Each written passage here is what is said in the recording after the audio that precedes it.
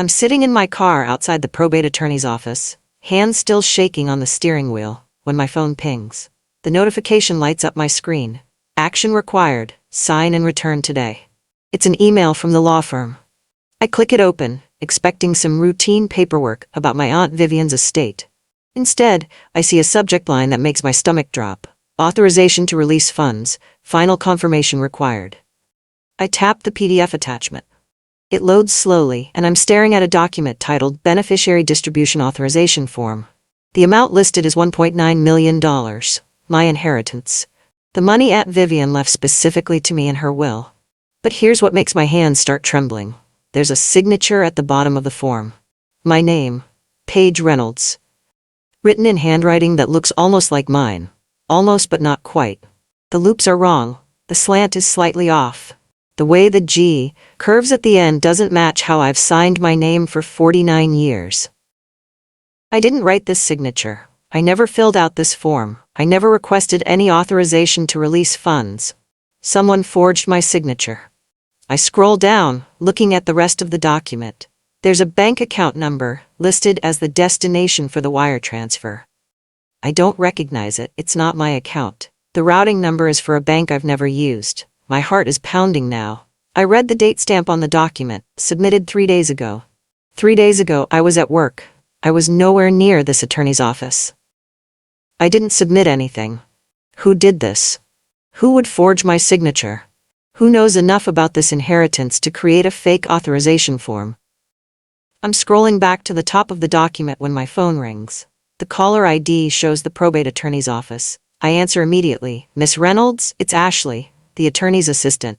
Her voice is cheerful, completely unaware of the panic attack I'm having in their parking lot. I'm just calling to confirm we received your signed authorization form.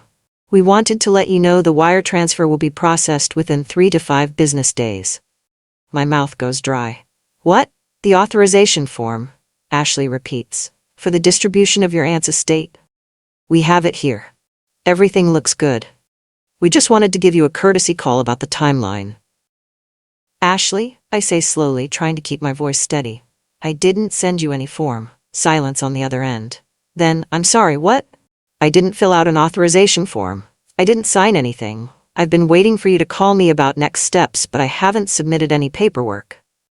But we have it right here, Ashley says. Her voice has changed, confused now, concerned.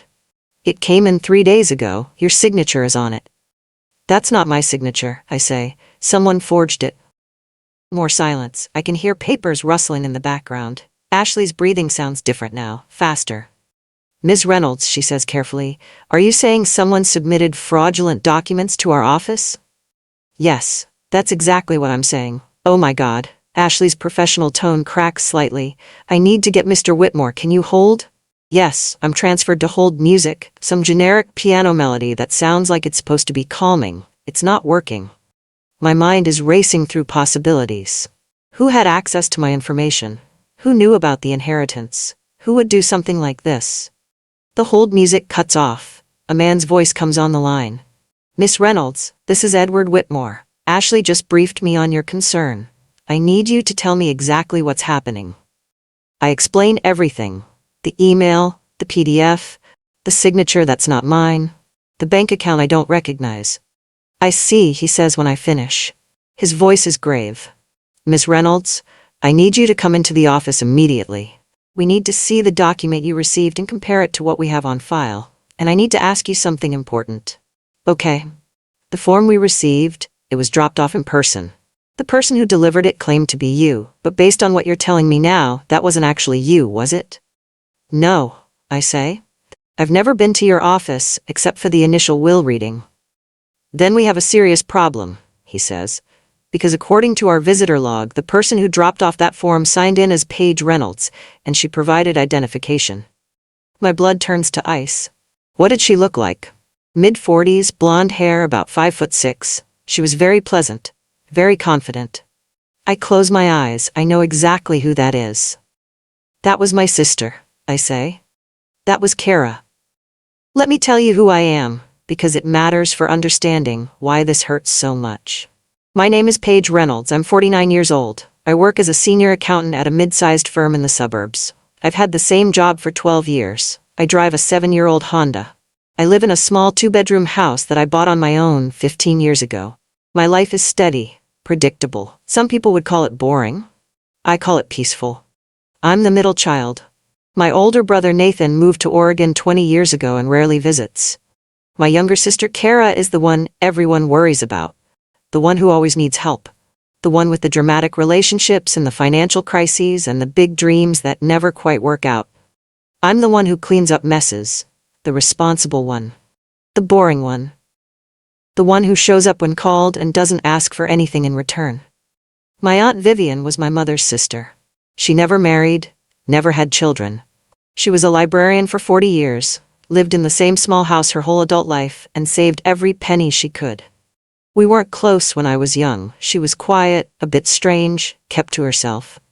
But about 10 years ago something changed. I started visiting her more often. Just me. Not because anyone asked me to, but because I realized she was lonely. We'd have tea in her kitchen. She'd tell me stories about books she loved. I'd help her with grocery shopping and doctor's appointments. When other family members needed something from her, they'd call me to ask her. When she needed something, I'd show up. It wasn't a transaction. It was just what you do for family. She died 3 months ago. Heart attack. Quick and painless, the doctor said. I was the one who found her. I had a key to her house because I checked on her twice a week. I walked in one Tuesday morning and found her in her reading chair, book still open in her lap, reading glasses perched on her nose. She looked like she'd just fallen asleep. The funeral was small. Aunt Vivian didn't have many friends left. Most had died or moved away. My parents came. Nathan flew in from Oregon. Kara showed up late, mascara running, making a scene about how devastated she was. She'd visited Aunt Vivian maybe 3 times in the last 10 years. 2 weeks after the funeral, I got the call from Edward Whitmore's office. The will reading. I assumed Aunt Vivian's modest estate would be split among her nieces and nephews. Maybe I'd get $10,000 or $20,000, enough to pad my retirement account. I was wrong. Aunt Vivian left everything to me. Her house, which sold for $400,000. Her life insurance policy, worth $300,000. And her investment accounts, carefully grown over 40 years of frugal living. Total value, $1.9 million. The will was specific. To my niece Paige Reynolds, who showed me kindness without expectation of reward, I leave my entire estate. She was the only one who saw me as a person, not as a source of potential inheritance. When Edward Whitmore read those words aloud, I cried, not because of the money, though yes, the money was overwhelming, but because of what it meant. Aunt Vivian had seen me. She'd valued me. In a family where I'd always felt invisible, she'd noticed. My parents were shocked. Nathan was surprised but congratulated me. Kara went very quiet. She didn't say anything during the will reading, just stared at the table, jaw tight, hands clenched. That night, she called me. "That's a lot of money," she said. Her voice was strange, controlled. "Aunt Vivian must have really loved you." "I loved her too," I said. It seems like a lot for one person. I mean, we're all family, right? Maybe it would be fair to share it." Kara, Aunt Vivian was very clear about her wishes. I know, I'm just saying. If it were me, I'd want to share with my siblings, but that's just me." She hung up before I could respond. That was 6 weeks ago. Since then, Kara has called me 11 times. She suggested family dinners, coffee dates, sisterly bonding time. After years of barely speaking to me, suddenly she wants to be close. I've been polite but distant. I knew what she wanted. I just didn't know how far she'd go to get it. Now I'm sitting in my car outside the probate attorney's office, staring at a forged signature, and I understand. The phone calls weren't about reconnecting. They were research. Gathering information. Learning enough about the estate process to steal from me. My phone rings again. It's Ashley from the attorney's office. "Miss Reynolds," she says, "we've just reviewed our records, the form we received. I need to read you something." "Okay." "The delivery address listed on the form, where the funds should be wired. Can you confirm this is your current address?" She reads off an address.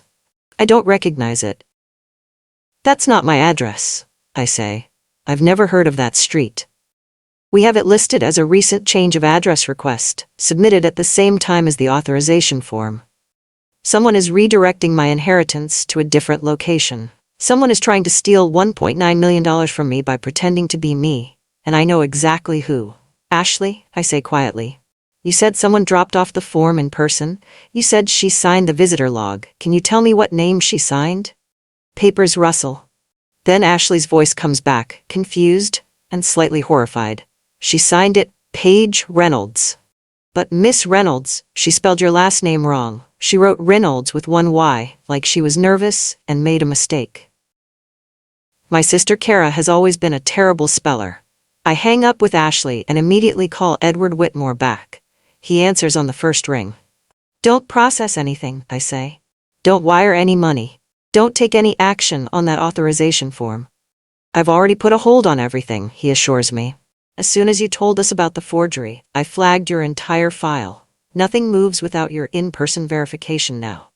I'm coming to your office right now. I'll be here.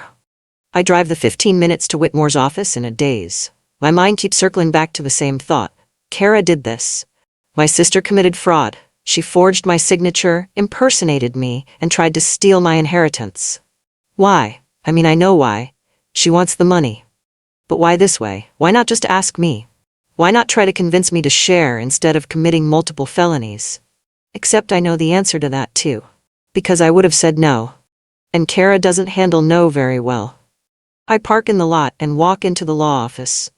It's a small practice, just Edward Whitmore and 2 assistants. The waiting room has uncomfortable chairs and outdated magazines.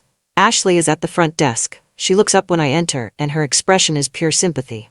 Miss Reynolds, go right in. He's expecting you. Edward Whitmore's office is cramped but organized. He's in his 60s, gray hair, kind eyes behind wire-rimmed glasses. He stands when I enter and gestures to a chair across from his desk. Thank you for coming so quickly, he says. I have the documents here. I want to show you what we received. He slides a folder across the desk. I open it. Inside is the authorization form. I've already seen it in the email, but seeing it in person is different. More real, more threatening. The signature at the bottom does look like mine at first glance. Someone studied my handwriting. They practiced. But up close, you can see the differences. The hesitation marks, the slightly wrong pressure, the way certain letters don't flow naturally. This isn't me, I say. I didn't sign this. I believe you, Edward says, but for our records, I need you to provide a handwriting sample. We'll need to document the difference officially. He gives me a blank piece of paper and asks me to sign my name 5 times. I do. Each signature looks nothing like the one on the forged form. Now, Edward says, let's talk about what happened. The form was submitted 3 days ago, on Tuesday afternoon around 2:30. A woman entered our office, approached Ashley's desk, and said she was Paige Reynolds. She had this form already filled out. She handed it to Ashley along with what appeared to be a driver's license. Did Ashley see the license up close? She glanced at it. It had your name and a photo that looked similar enough that Ashley didn't question it. The woman was confident, pleasant, knew details about your aunt's estate. She said she'd been meaning to drop off the form for weeks but kept forgetting. Ashley accepted it, gave her a receipt, and she left. Do you have security cameras? We do. He turns his computer monitor so I can see. He clicks through to a security footage file dated 3 days ago. Fast forwards to 2:28 p.m.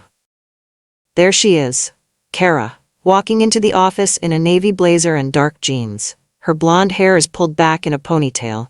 She's carrying a leather folder. She looks professional, confident, completely comfortable lying. I watch her approach Ashley's desk. I watch her smile. I watch her hand over the forged documents and something that must be the fake ID. I watch Ashley accept everything without suspicion. The whole interaction takes less than 3 minutes. Then Kara leaves. That's your sister? Edward asks. That's Kara. He sits back in his chair, shaking his head. This is fraud. This is identity theft. This is attempted theft of nearly $2 million. These are serious crimes. I know. What do you want to do? That's the question, isn't it? What do I want to do? My sister just tried to steal my inheritance. My sister forged my signature. My sister impersonated me. What do I do with that?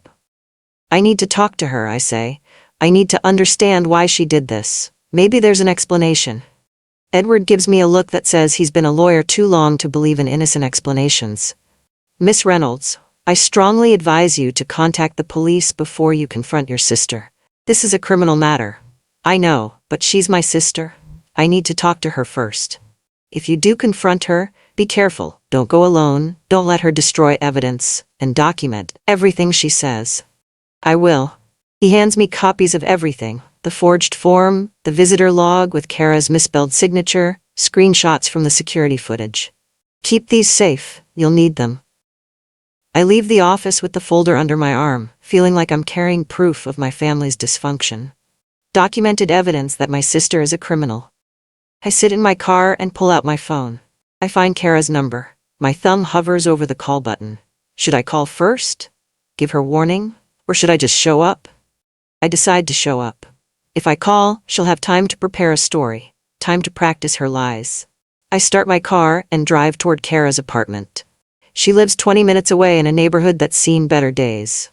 Her building is old, needs paint, has a parking lot full of potholes. The whole drive, I'm rehearsing what I'll say. How do you confront your sister about fraud? How do you ask someone why they tried to steal from you? I park outside her building and stare up at her third-floor window. Her car is in the lot. She's home. I get out, walk to her building, climb the stairs. Each step feels heavier than the last. I reach her door and knock. Once, twice, 3 times. I hear movement inside. Footsteps. The peephole goes dark as someone looks through it. Then the door opens. Kara stands there in yoga pants and an oversized sweatshirt. Her blonde hair is messy. She's not wearing makeup. For a second, she looks confused. Then her expression changes. Her eyes get wide. Her smile gets big, too fast. Paige, she says brightly. What a surprise. What are you doing here? She's trying to sound happy, casual, but I can see it in her eyes. She knows exactly why I'm here. We need to talk, I say. Of course, come in. She steps aside, gesturing for me to enter. I walk into her apartment. It's messier than I remember. Dishes in the sink, mail piled on the counter, a stack of bills with red past due stamps visible. Kara closes the door behind me and turns, still smiling that too big smile. Can I get you something to drink? Coffee? Water? No. I need you to explain something to me. Her smile falters slightly. Explain what? I pull out my phone and open the email with the PDF. I hold it up so she can see the forged signature. Why did you forge my signature? The smile disappears from Kara's face. For just a second, she looks panicked. Then she recovers, and her expression shifts to something I recognize: confused innocence. It's a look she's perfected over 45 years. What are you talking about? She asks. I didn't forge anything. 3 days ago, you walked into Edward Whitmore's law office. You claimed to be me. You submitted a fraudulent authorization form with a forged signature. You tried to redirect my inheritance to a different bank account. Paige, that's crazy. Why would I do that? That's what I'm here to find out. I'm keeping my voice calm, steady, even though inside I'm shaking with anger and betrayal. I have security footage of you entering the office. I have the visitor log where you signed in as me and misspelled our last name. I have the forged form with a signature that's not mine. I have everything, Kara. She stares at me for a long moment. I can see her mind working, trying to figure out which approach to take. Deny? Cry? Attack? She chooses something I don't expect. She sits down on her couch and sighs like I'm being unreasonable. Okay, look, she says. Yes, I dropped off a form. But I was helping you. Helping me? You've been so overwhelmed since Aunt Vivian died, so stressed. I thought I could take care of the paperwork for you, make it easier. I was trying to do you a favor. By forging my signature and redirecting funds to an account I don't control. I wasn't redirecting anything. I was trying to help you manage it. You're not good with money, Paige. You never have been. I thought if I helped coordinate the distribution, it would be easier for you. This is amazing. She's actually trying to spin attempted fraud as helping me. Kara, I'm an accountant. I manage money for a living. But not your own money. That's different. This is a huge amount. I thought you'd be overwhelmed. I thought you'd appreciate help. Did you think I'd appreciate you taking funds that belong to me and putting them in an account with your name on it? Her eyes flash. I never said it was my account. So whose account is it? The one listed on the authorization form? She hesitates. Just for a second. But it's enough. It's a shared account for managing the money together for the family. There is no shared account, Kara. I'm not sharing this inheritance. Aunt Vivian left it to me, specifically to me. Her will was very clear. Right, and that's exactly the problem. Her voice rises now, and I'm starting to see the real anger underneath. She left everything to you. Nothing to me. Nothing to Nathan. Nothing to Mom and Dad. Just you. How is that fair? It's fair because it's what she wanted. But why? Kara stands up now, pacing. What did you do that was so special? You visited her a few times? You helped her grocery shop? And for that you get $2 million? I didn't visit her for money. I visited her because she was alone. Oh, please, don't act like you're some saint. You wanted the money just like everyone else. You just played it smarter. You manipulated an old woman. Stop. My voice is sharp enough that she stops talking. Don't you dare say I manipulated her. I loved Aunt Vivian. The money was a surprise. If she'd left me nothing, I'd still be glad I spent time with her. Sure you would. We stare at each other. This is my sister, the person I grew up with, the person I've bailed out of bad situations more times than I can count. And she's standing here, caught red-handed in fraud, trying to make me the villain. Why didn't you just ask me? I say quietly. If you needed money, why didn't you just ask? Would you have given it to me? I don't know, maybe. For something important. But you didn't ask. You tried to steal. I wasn't stealing. God, you're so dramatic. I was trying to make sure the money stayed in the family. Aunt Vivian would have wanted us to share it. She would have wanted the family to stay together. No, Kara. Aunt Vivian specifically wrote in her will that she wanted me to have it, because I was the only one who saw her as a person, not as a source of potential inheritance. Those were her words. Kara's face flushes red. Well, maybe she was senile. Maybe she didn't know what she was doing when she wrote that will. She was completely sound of mind. The will is legal and valid. For now. The threat hangs in the air between us. She's saying she'll challenge the will. She's saying this isn't over. I take a breath. I'm going to ask you one more time. Whose account is listed on that form? She doesn't answer, just crosses her arms and stares at me. Fine, I say. I'll find out from the bank. But here's what's going to happen next. I'm putting a stop on all distributions. I'm notifying the probate court about the attempted fraud. And if you ever try anything like this again, I'm going to the police. You wouldn't. Try me. I turn to leave. As I'm reaching for the door handle, Kara says something that makes my blood run cold. Mom and Dad know about the account, by the way. They helped me set it up. So if you want to get me in trouble, you'll have to get them in trouble too. I turn back slowly. What? The account, for managing the family money, they're co-signers. They thought it was a good idea. They agreed with me that Aunt Vivian would have wanted the money shared. My parents are involved in this. You're lying, I say. Call them and ask. Kara smiles now, but it's not friendly, it's triumphant. Go ahead. Call Mom right now. Ask her about the Citizens Bank account we opened last month. Ask her why she thinks you should do the right thing and share the inheritance. I pull out my phone and dial my mother's number. It rings 3 times before she answers. Paige, is everything okay? Mom, did you help Kara open a bank account for Aunt Vivian's inheritance money? Silence. Long enough that I know the answer before she speaks. Sweetheart, we can talk about this later. Did you help her or not? We just thought. Kara mentioned you might want help managing such a large amount. We wanted to be supportive. By helping her commit fraud? Don't be dramatic. Nobody's committing fraud. We're family. We're just trying to keep things fair. I hang up. I can't listen to anymore. Kara is watching me with that smug smile. Told you. I don't say anything else. I walk out of her apartment, down the stairs to my car. I sit in the driver's seat and grip the steering wheel so hard my knuckles turn white.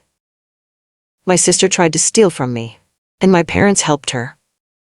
That's when I realized this isn't just about money. This is about my entire family, thinking they have the right to take what's mine, thinking they can manipulate me, thinking I'll just go along with it because that's what I've always done. Cleaned up their messes, helped them out. Never made waves. Not this time. I pull out my phone and call Edward Whitmore. I need to know something, I say when he answers. If my parents are co-signers on the account Kara tried to redirect funds to, does that make them accomplices to fraud? Potentially, yes. It depends on what they knew and when they knew it. They knew. My sister just told me they helped her open the account specifically for this purpose. Edward is quiet for a moment. Then, Paige, you need to document everything, every conversation, every text, every email. You need to protect yourself legally. I will. And I need to ask you again, are you ready to involve law enforcement? Because this is getting more complicated, and you need serious protection. Not yet, but soon. First, I need to understand exactly what I'm dealing with. I hang up and start my car. As I'm pulling out of Kara's parking lot, my phone buzzes with a text. It's from my mother. Please don't be upset. We're just trying to help. Call me. Then another text, this one from Kara.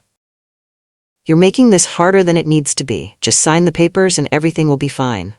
I delete both messages and drive home, already planning my next moves. I'm barely through my front door when my phone starts ringing.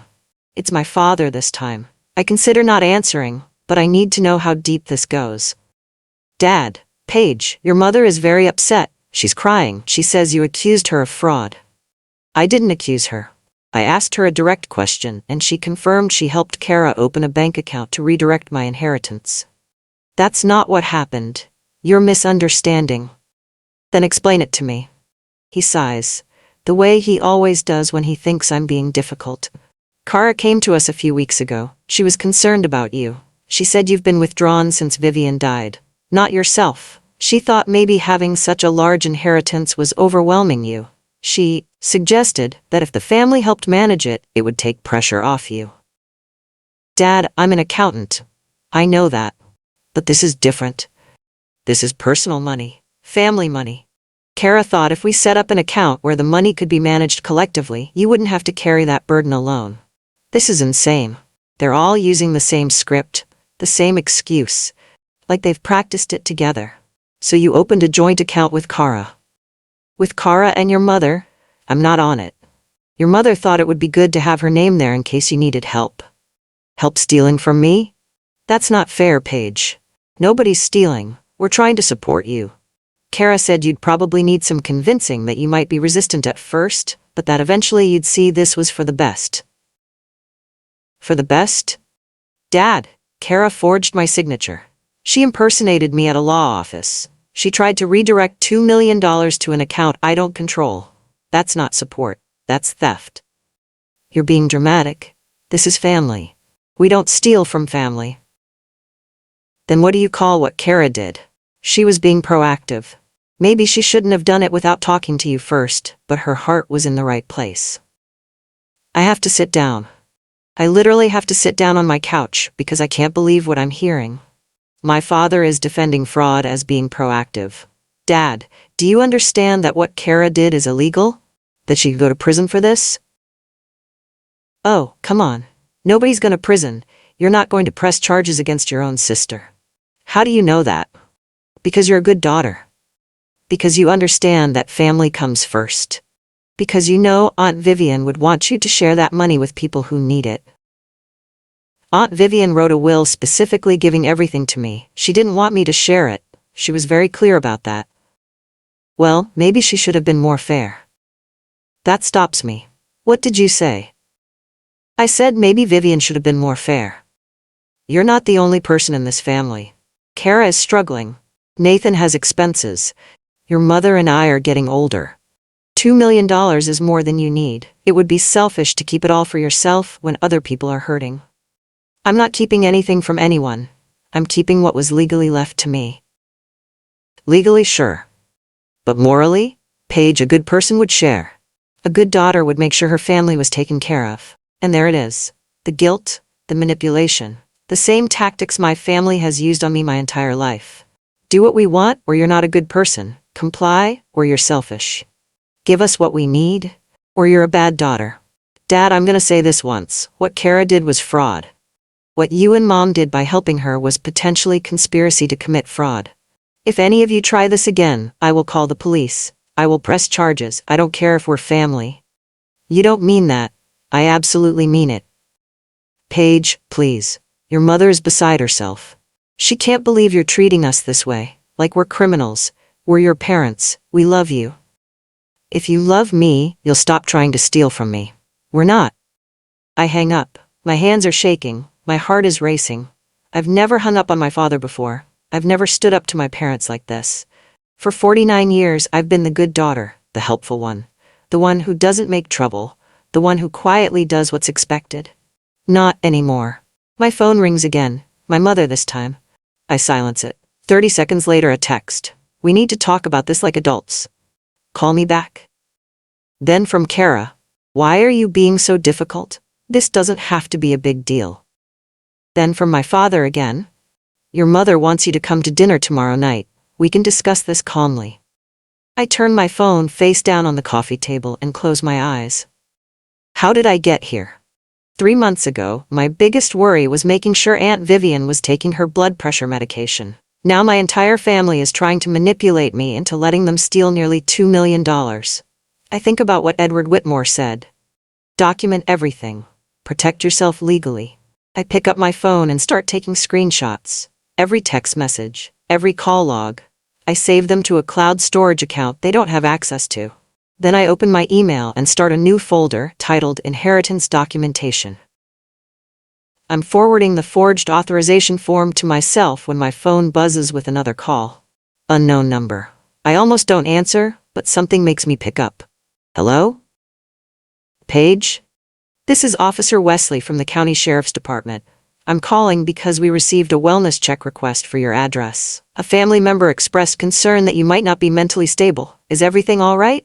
I close my eyes. Of course. Of course they did this.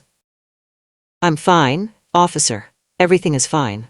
Your family member said you've been acting erratic since a recent death in the family. They're worried about your judgment. I'm not erratic. I'm dealing with a family member who attempted to commit fraud, and now they're trying to discredit me. Everything is fine. I'm safe. I'm rational. I'm not a danger to myself or anyone else. Okay, I just needed to confirm. Do you need any assistance? No, thank you for calling. He hangs up. I sit there staring at my phone, processing what just happened. They called in a wellness check. They tried to make me look unstable. They're weaponizing concern to discredit me. This is war. They've declared war on me, and they have no idea who they're fighting. I call Edward Whitmore one more time. I need a referral, I tell him. I need an attorney who specializes in fraud and family law. I need someone aggressive. Someone who won't back down. I know someone, he says. Her name is Lauren Washington. She's expensive, but she's the best. Set up a meeting, as soon as possible. Paige, Edward says carefully, are you sure you want to go down this road? Once you bring in that level of legal representation, this becomes very serious very fast. It's already serious. My sister committed fraud. My parents helped her, and now they're trying to make me look crazy. I need protection. I need someone fighting for me. Okay, he says.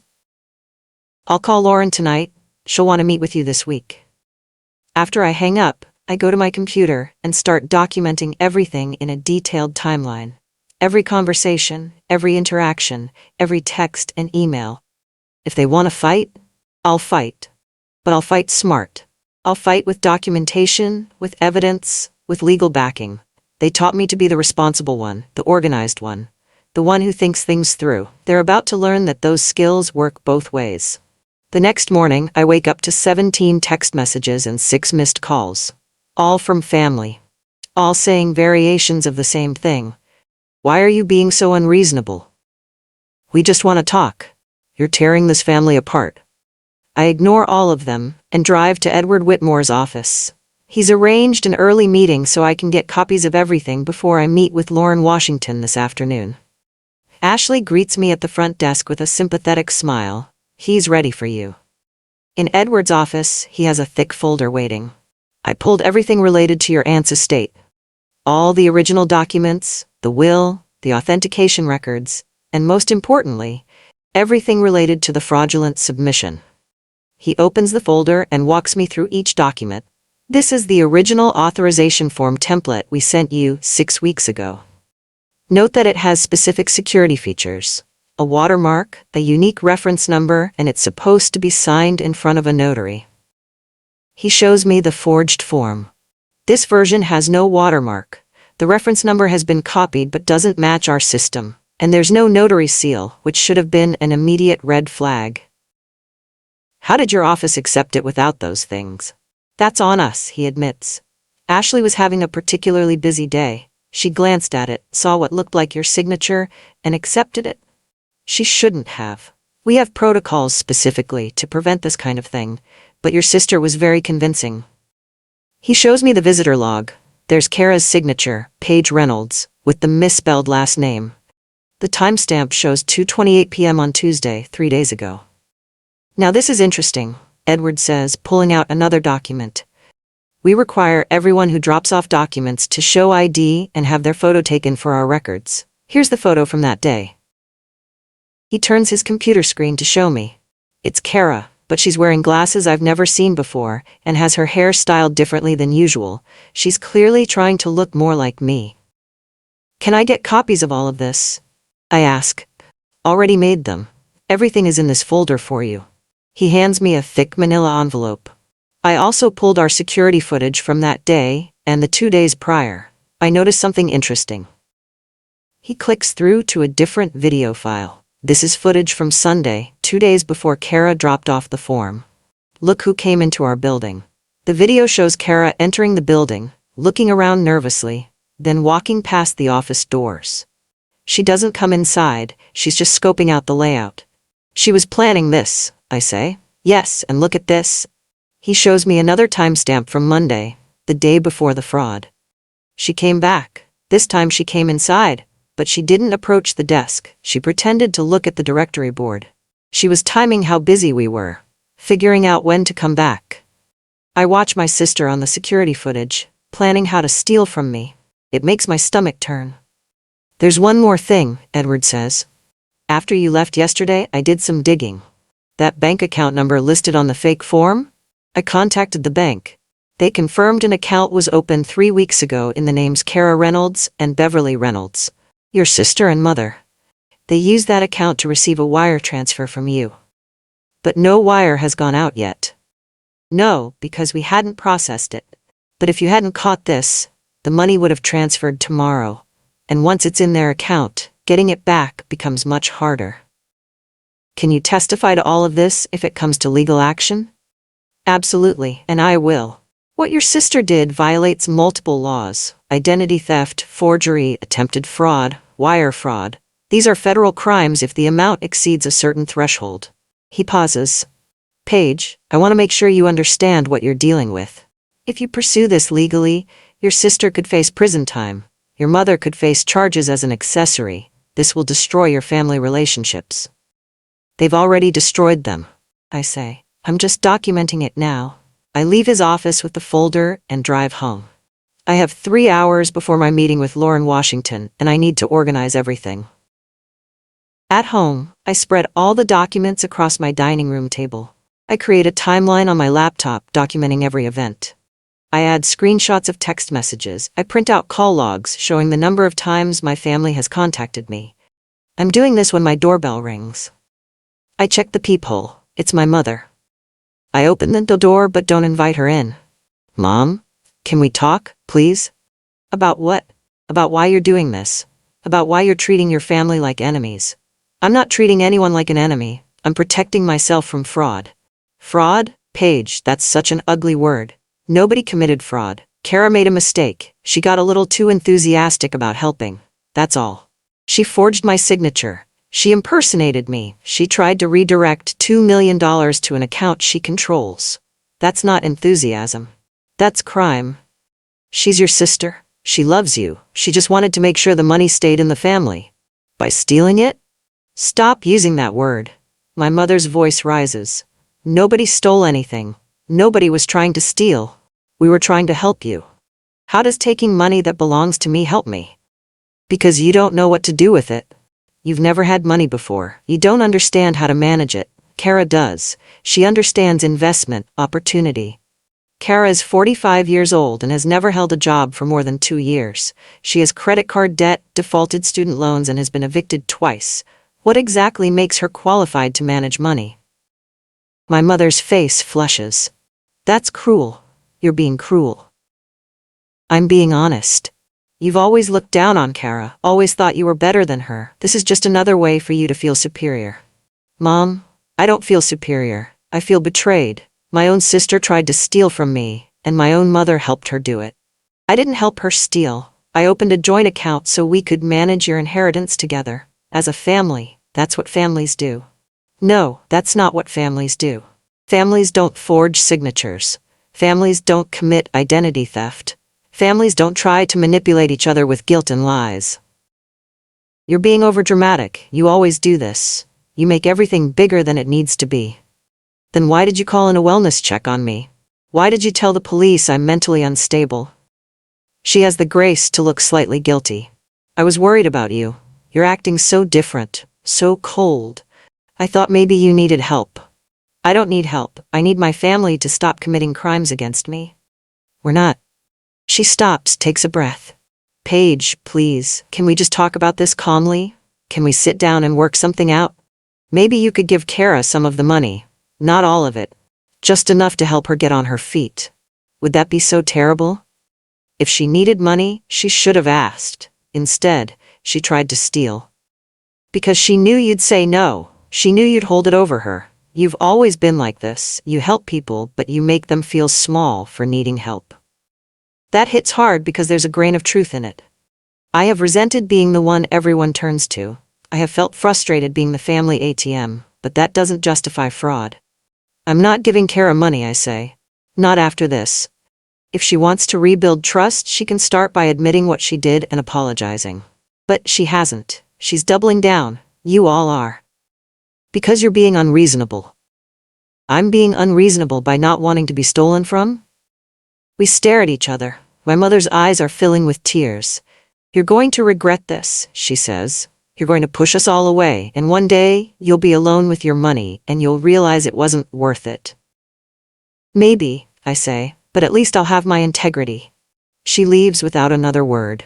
I close the door and lean against it, shaking. That afternoon, I meet Lauren Washington in her downtown office. She's in her 50s, African-American, sharp eyes, wearing a perfectly tailored suit.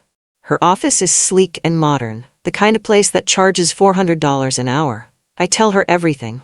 She listens without interrupting, taking notes on a legal pad. When I finish, she sits back and looks at me. How serious are you about pursuing this? Very serious. Because if we do this, we do it right. We document every communication. We report to appropriate authorities. We potentially press criminal charges. Your family will hate you. They already do. Not like they will after this. Right now they think you'll cave. They think if they pressure you enough, you'll give in. Once we start legal action, that changes. They'll see you as an enemy. They'll escalate. It will get ugly. I'm ready. Okay. She flips to a fresh page. Here's what we're gonna do. Lauren Washington lays out the strategy like she's planning a military campaign. And maybe she is. First, she says, we place a formal hold on all estate disbursements. You've already started that with Mr. Whitmore, which is good. But we need to make it official with the probate court. We'll file a petition explaining that fraud has been attempted and that all distributions must be frozen pending investigation. How long will that take? We can file by tomorrow. The hold will be in place within 48 hours. What happens then? Then we notify your sister, your mother, and anyone else involved that you're aware of the fraud and that all attempts to redirect funds have been blocked. We'll demand they cease all contact except through attorneys. This establishes a legal boundary. Will they listen? Probably not at first. That's why we'll also file for a restraining order if they harass you. We'll document every attempt to contact you, every threat, every manipulation. We'll build a case. A case for what? Criminal charges, if necessary, but more likely, we'll use the threat of criminal charges to force them to back down and accept that the money is yours and yours alone. She taps her pen against her notepad. But before we do any of that, I need you to do something for me. I need you to gather every piece of evidence you have. Every document, every text message, every voicemail, every email, everything. I've already started. I have most of it organized. Good. Bring it to me tomorrow. I want to see the full picture before we make our first move. There's something else, I say. I tell her about the second document, the supplemental letter that Edward Whitmore mentioned. He said it looked like an attempt to transfer was in progress. What does that mean? Lauren's expression darkens. It means your sister didn't just submit one fake form, she submitted multiple documents. She's trying to create a paper trail that makes the fraud look legitimate. Show me. I pull out my phone and show her the photos Edward sent me of the supplemental letter. It's typed on what looks like my personal letterhead, which I don't even have. The letter claims I'm requesting the funds be transferred to the account for family management purposes, and that I'm voluntarily giving my mother and sister co-management authority over the inheritance. It's signed with another forged signature. Lauren reads it carefully. This is sophisticated. She's not just stealing, she's trying to make it look like you consented. If this had gone through, she could claim you authorized everything and changed your mind later. It would be much harder to prove fraud. Can we use this against her? Absolutely. This shows intent and planning. She didn't just make an impulsive mistake. She created false documents, forged signatures multiple times, and built a narrative. That's premeditated fraud. She closes her notepad. Paige, I want to be very clear with you. What your sister did is serious. If we pursue this criminally, she's looking at federal charges. Wire fraud, identity theft, forgery, these carry prison time. I don't want to send my sister to prison. Then what do you want? I think about that. What do I want? I want them to stop. I want them to leave me alone. I want them to accept that this money is mine, and they have no right to it. And I want them to admit what they did was wrong. The last part is going to be hardest, Lauren says. In my experience, people like your sister don't admit fault. They justify, they rationalize, they play victim. Getting an admission might be impossible. Then I at least want them to stop trying to steal from me. That I can do, but it's going to require pressure. Legal pressure, maybe even the threat of criminal prosecution. Are you ready for that? I think about my mother's tears, my father's disappointment, Kara's rage. I think about family dinners that will never happen again, holidays that will be awkward or absent, a lifetime of being the villain in their story. Then I think about Aunt Vivian, her quiet house, her careful savings, her clear intentions written in her will, the trust she placed in me. I'm ready, I say. Lauren smiles. It's not warm, but it's approving. Then let's get to work. The next morning, I'm at my desk at work when my phone rings. It's the attorney's office again, Edward Whitmore's assistant Ashley. Miss Reynolds, I'm so sorry to bother you at work, but something just happened and Mr. Whitmore wanted you to know immediately. My stomach drops. What happened? Your sister came to the office again. This morning, she tried to submit another document. Another one? Yes, this one was a letter claiming you want to split the inheritance 3 ways among you, your brother, and her. She said you signed it last night and asked her to drop it off today. I didn't sign anything. I haven't even talked to my brother in months. We know, Mr. Whitmore refused to accept it. He told your sister that all communications must go through your attorney and that she's not permitted to submit any more documents on your behalf. She became agitated. Agitated how? She started crying. Then she started yelling. She said Mr. Pot Whitmore was being manipulated by you, that you're mentally unstable, that the family is trying to help you. She made quite a scene. We had to ask her to leave. I'm sorry you had to deal with that. It's not your fault. But Mr. Whitmore wants you to know that he's documenting everything. He's also considering filing a complaint with the county about her behavior. This is harassment at this point. After I hang up, I text Lauren Washington. Kara tried to submit another fake document this morning. Attorney's office refused it. She made a scene. Lauren replies immediately. Perfect. That's more evidence. Forward me the details. We filed a restraining petition today. I'm forwarding the information when my desk phone rings. It's HR. Paige, can you come to my office, please? There's something we need to discuss. My supervisor, Nancy, looks uncomfortable when I arrive. She's a nice woman in her 60s, who's always been supportive of me. Please sit down, she says. This is awkward, but I have to ask. Did you have a family member visit the office this morning? No. Why? Because a woman came to the front desk about an hour ago, claiming to be your sister. She said she needed to talk to you urgently. She was very upset. She told the receptionist that you're going through a mental health crisis and that the family is worried about you. I closed my eyes. Of course she did. Nancy, I'm not having a mental health crisis. My sister is trying to steal my inheritance, and now she's trying to discredit me by claiming I'm unstable. Everything she told your receptionist is a lie. Nancy looks relieved. I thought so. You've been one of our most reliable employees for 12 years. You've never shown any signs of instability, but I had to ask. I understand. I told her she couldn't see you without an appointment, and that she needed to leave. She refused at first. We ended up having to call security. I'm so sorry. This won't happen again. It's not your fault, but Paige, if this continues, you might want to consider filing for a restraining order. We can't have family members disrupting the workplace. I'm already working with an attorney on that. Good. She hesitates. Are you okay?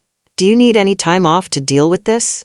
No. Work is actually the only place where things are normal right now. I'd rather stay busy. She nods. Okay, but if you change your mind, let me know. I go back to my desk but I can't concentrate. Kara came to my job. She tried to make me look unstable in front of my coworkers. She's escalating. I text Lauren again. She showed up at my workplace this morning. HR had to call security. Lauren, that's harassment. We're filing today. Forward me HR's contact info in case we need their statement. That evening, I'm home making dinner when my doorbell rings. I check the peephole. It's a man I don't recognize, mid-30s, wearing jeans and a leather jacket. I open the door but keep the chain lock on. Can I help you? Paige Reynolds? Yes. I'm Jeff Carlson. I'm Kara's boyfriend. She asked me to come talk to you. Kara's boyfriend. I didn't even know she was dating someone.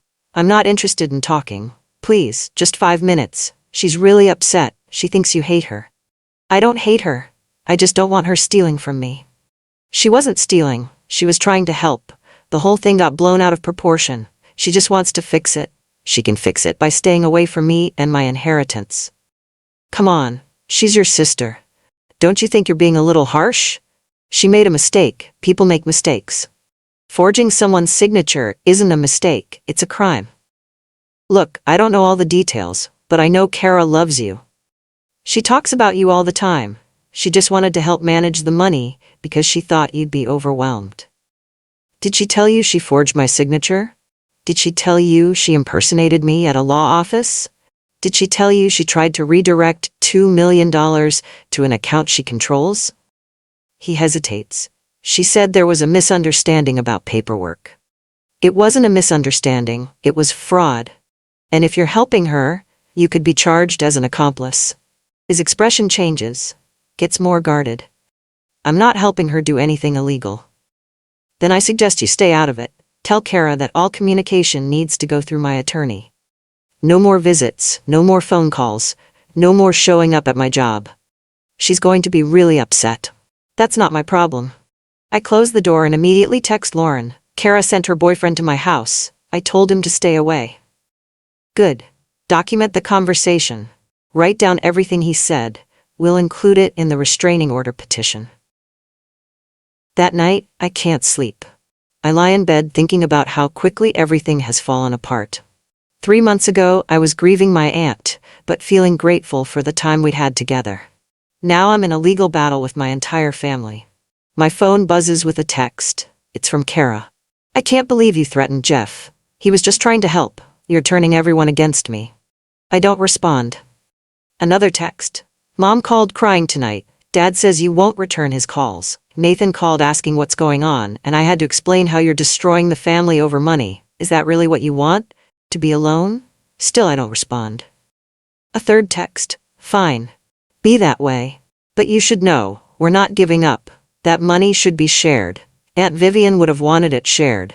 And one way or another, we're gonna make that happen. I screenshot the texts and send them to Lauren. Her reply comes at 11 p.m. That last text is a clear threat. We're adding it to the evidence. Restraining order petition goes to court tomorrow morning. I finally fall asleep around 2 a.m., exhausted and anxious. The next day, Lauren calls me at work. The restraining order has been filed. Your sister will be served within 24 hours. Once she's served, she can't contact you directly, can't come within 100 feet of your home or workplace, and can't attempt to submit any more documents on your behalf. What happens if she violates it? She gets arrested. It's a criminal violation. Will that make things worse? Probably. But Paige, she's already harassing you.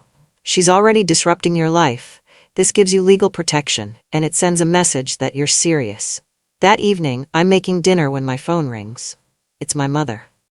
Paige, what have you done? Kara just got served with a restraining order. A restraining order against her own sister.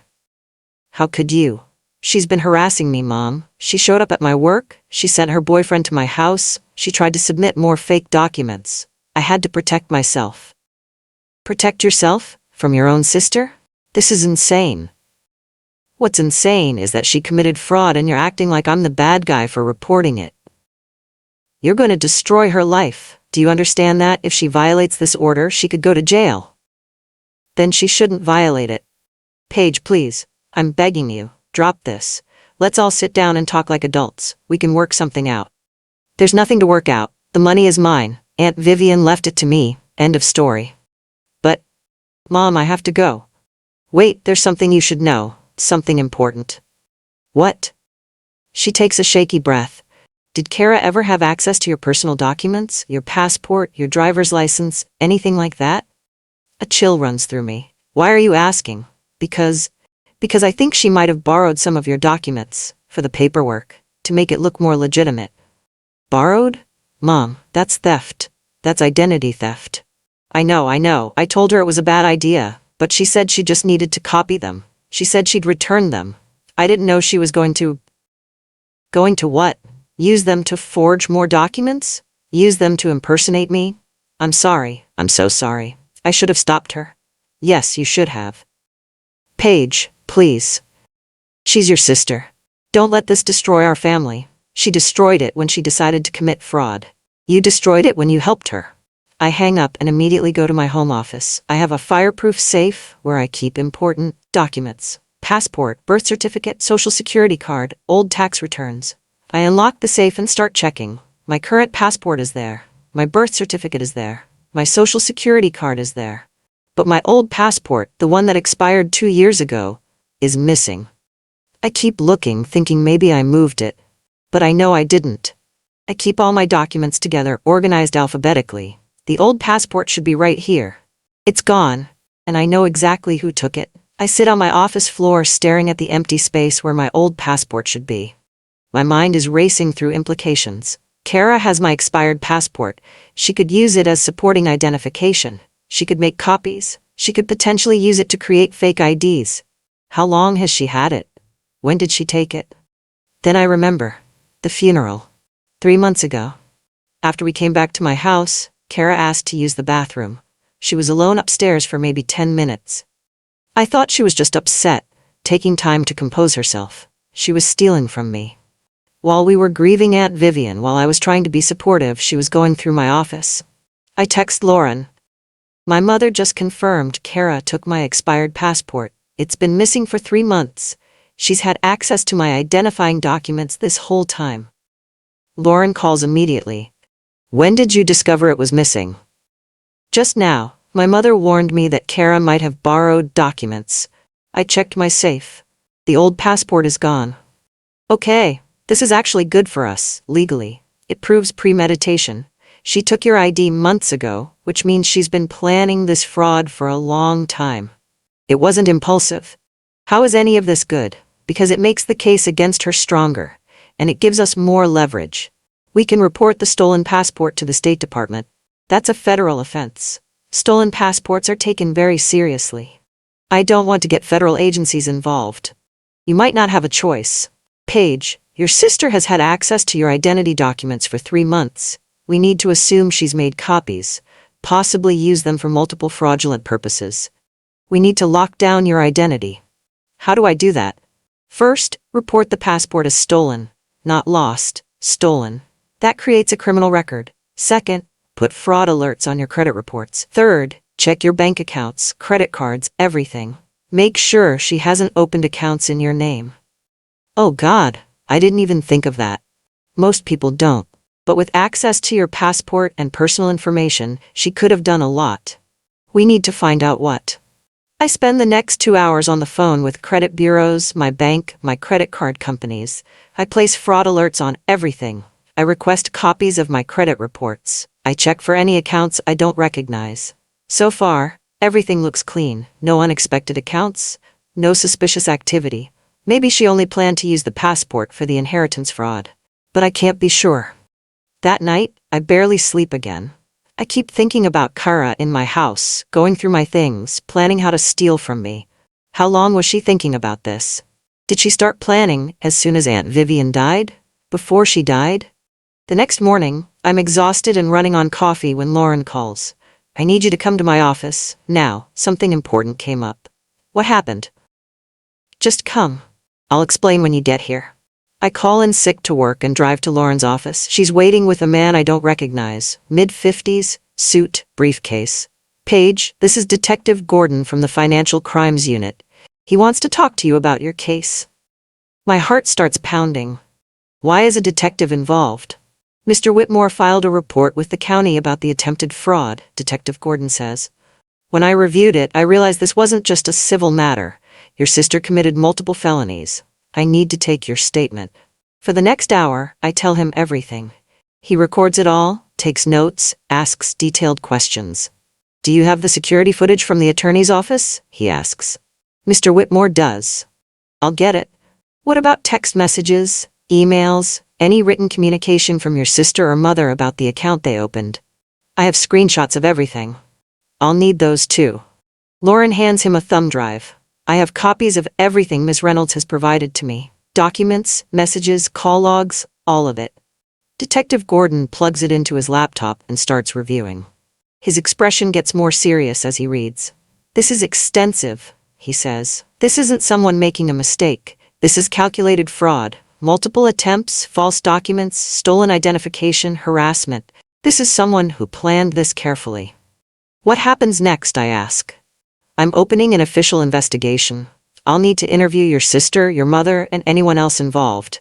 I'll also need to verify the bank account information and see what other activities might have occurred. Will they be arrested? That depends on what the investigation finds and whether the DA decides to press charges. But I'll be honest with you, the evidence is pretty damning. Your sister is looking at serious charges. After Detective Gordon leaves, I sit in Lauren's office feeling shaky. This is really happening, I say. This is actually going to court. Probably, Lauren agrees.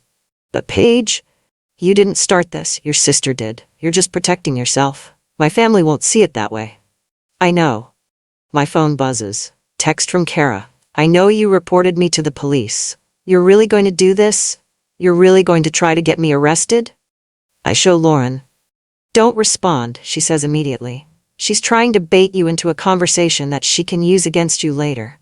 Every communication from now on should go through me. But the texts keep coming. Mom is crying. Dad won't talk to anyone. Nathan called asking what the hell is going on. Are you happy? Is this what you wanted? You could stop this right now. Just drop the charges. Tell them it was a misunderstanding. We can all move on. I'm your sister. How can you do this to me? I turn my phone face down on Lauren's desk. I need you to change your phone number, Lauren says. They'll keep harassing you until you do. Change my number? I've had this number for 15 years.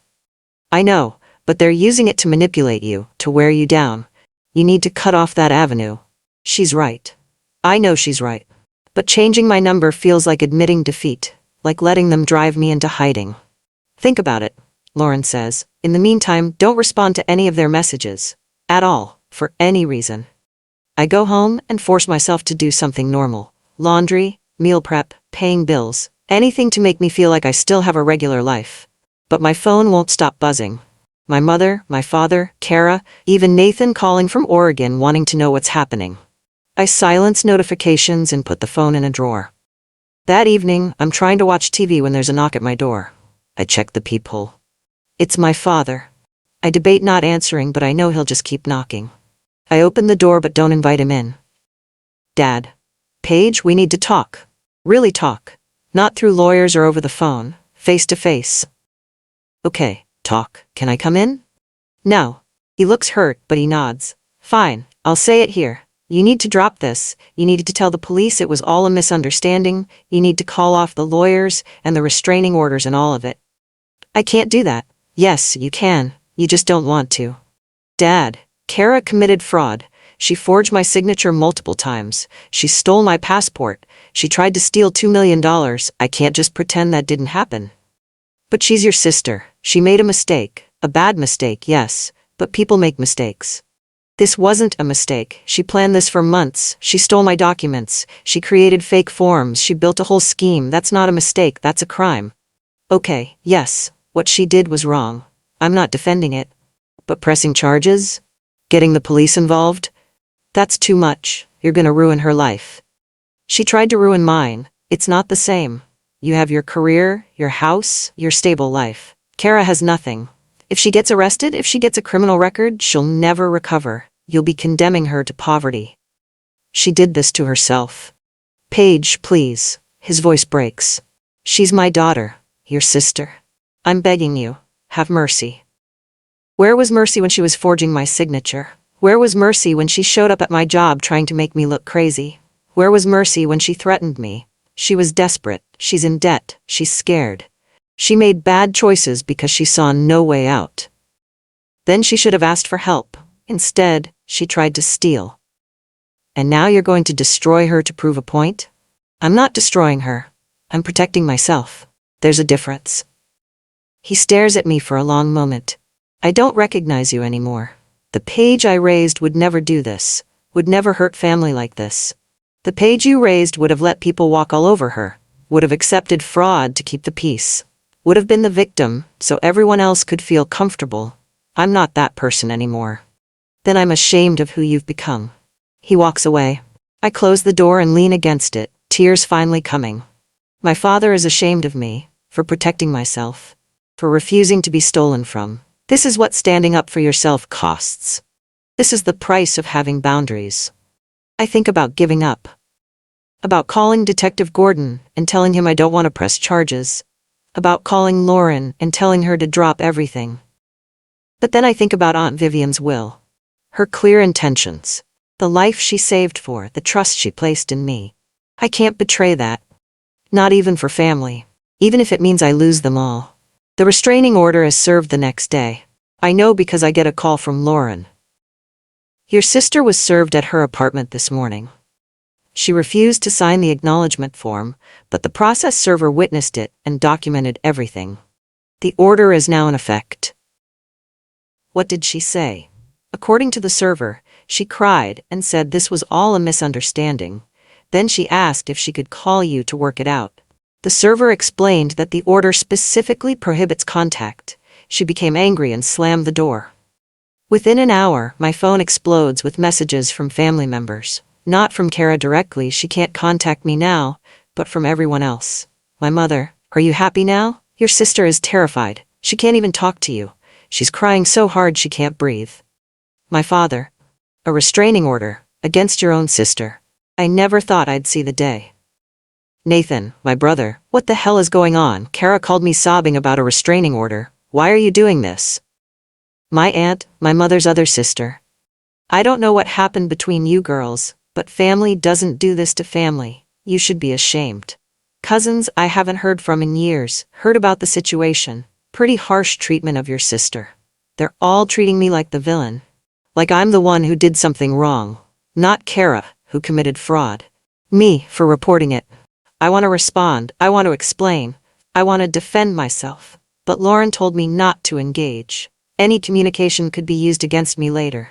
So I screenshot everything and forward it to her. Her response? Do not reply to any of these. They're trying to pressure you into dropping the order. Classic family manipulation. Stay strong. That afternoon, I'm at work when Detective Gordon calls. Miss Reynolds, I need to ask you some questions about your sister's boyfriend. Jeff Carlson. What can you tell me about him? I've only met him once. He came to my house a few days ago on Kara's behalf. Why? Because when I ran the bank account information from the fraudulent form, I found something interesting. The account your sister opened isn't just in her and your mother's names. There's a third name on it. Jeffrey Carlson. My stomach drops. Kara's boyfriend is on the account? Yes. And there's more. Mr. Carlson has a criminal record. 2 prior convictions for fraud. He served 18 months in prison for a credit card scheme in 2018. Oh my God.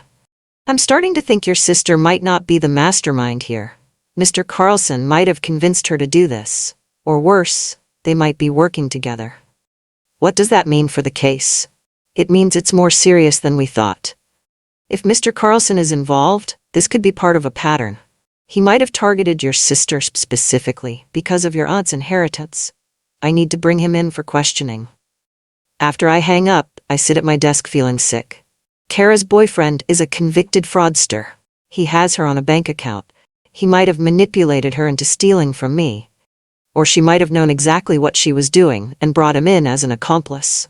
Either way, it's worse than I thought. I text Lauren the update.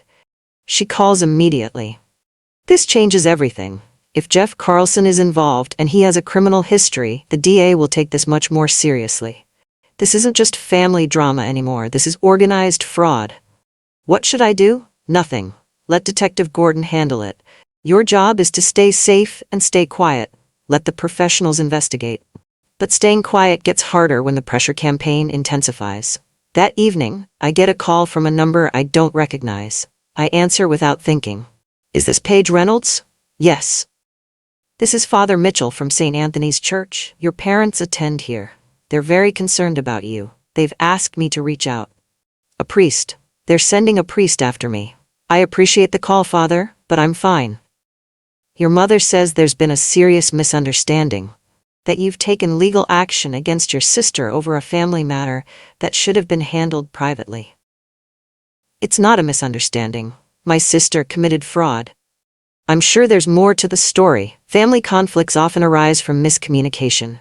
Perhaps if you all sat down together, with a mediator, you could work this out.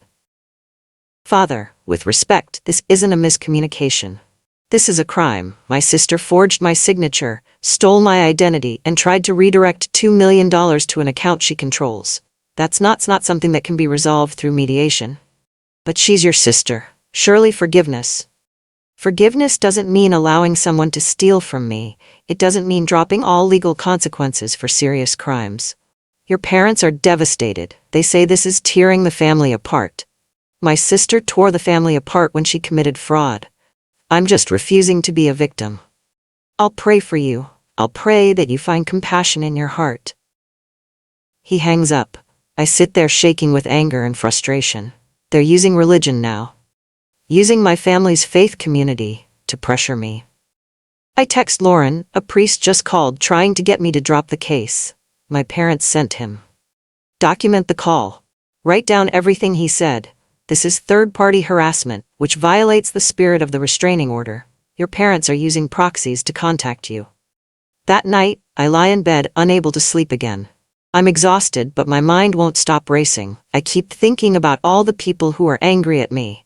My parents, my sister, my extended family, people from my parents' church. Everyone thinks I'm wrong. Everyone thinks I'm being cruel. Maybe they're right. Maybe I should just drop everything.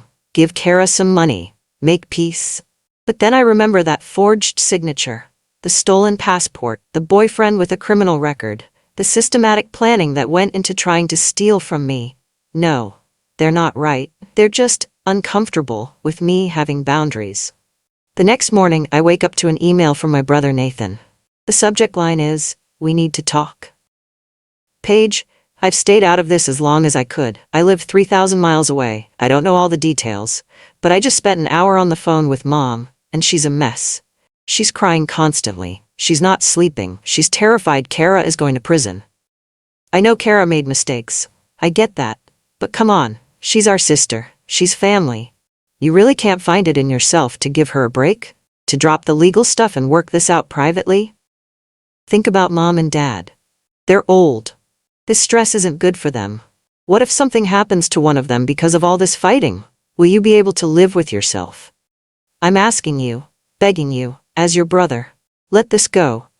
Give Kara some of the money if that's what it takes. It's not worth destroying the family over. I forward the email to Lauren without responding. Her reply? Your family is coordinating their approach. First your parents, then a priest, now your brother. They're trying every angle to pressure you. This is classic abuse tactics. Don't fall for it. But it's getting harder to not fall for it. Because part of me does feel guilty. Part of me does worry about my parents' health. Part of me does wonder if I'm being too harsh. That afternoon, Detective Gordon calls again. I brought Jeff Carlson in for questioning this morning. What happened? He lawyered up immediately, wouldn't say a word. But his attorney made it clear they know this is serious.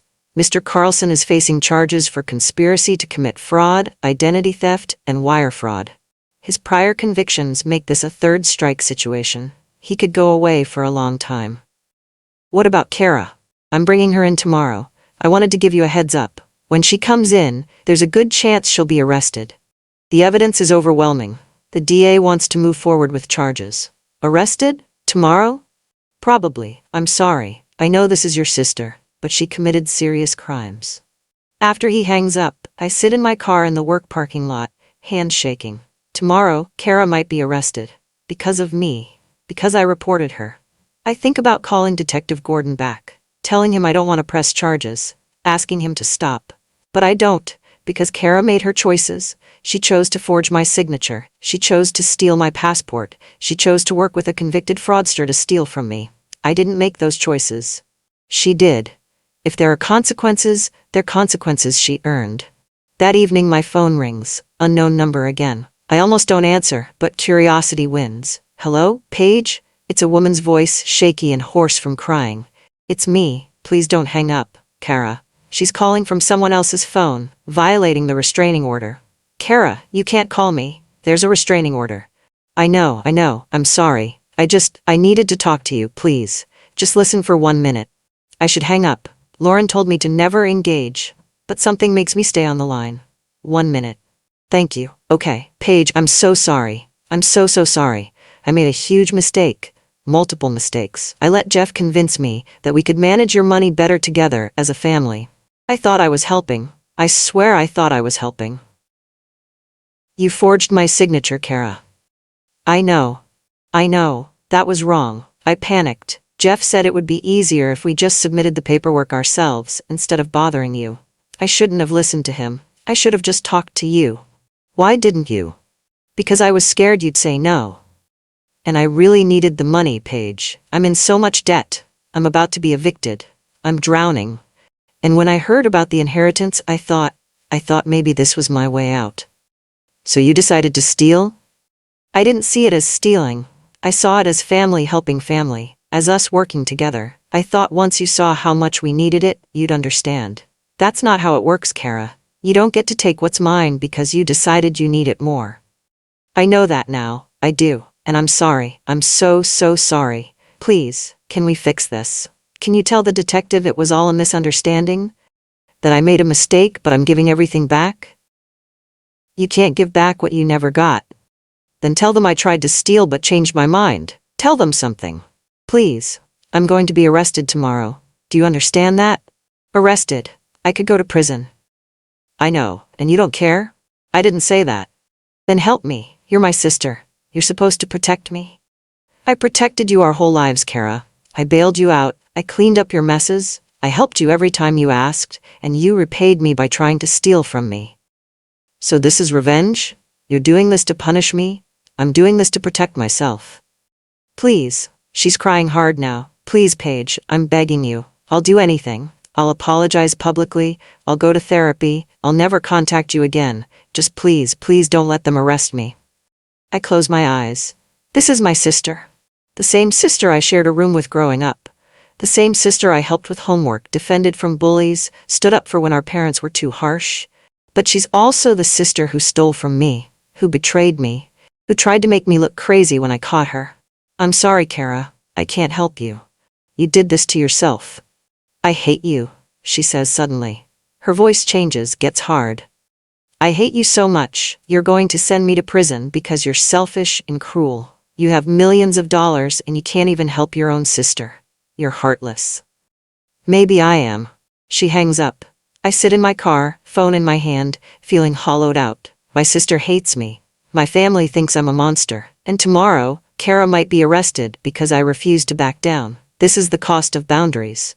This is the price of protecting yourself. And I have to decide if I can live with it. I don't sleep at all that night. I lie in bed staring at the ceiling, replaying Kara's call over and over. I hate you.